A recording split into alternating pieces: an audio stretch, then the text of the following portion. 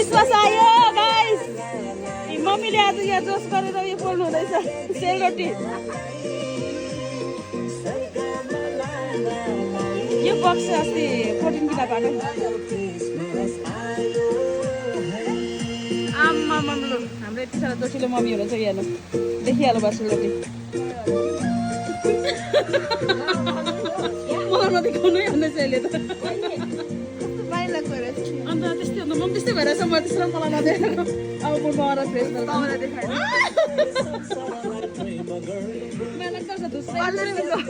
तपाईँ मलाई देखाउनु म तपाईँलाई देखाउँछु पुरै खुसी भइरहेछ हेर्नुहोस् गाइस हाम्रोमा चाहिँ अब मम्मीले आज चाहिँ यस्तो जोस चलाएर सेलरोटी पोल्नु हुँदैछ त्यो मैले यहाँ त्यसै राखिदिएको मम्मीलाई सुनाउँदा पोल्दा भयो त्यहाँ यतिकै राख्दा भयो नि चुला भातै राम्रो हुँदैन है चुला हराएछ नि हौ अस्ति दिवालीमा घरभित्रैदेखि गेटको बाहिर राखेको थिएँ कसले टिपेर लग्दै यार चुला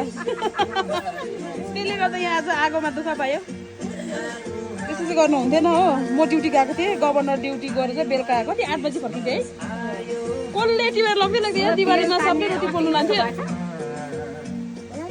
दामी भएछ दामी अस्तिकोमा अलिक तेल तान्ने यो चाहिँ एकदम टेरेसमा हो हाम्रो घरको टेरेसमा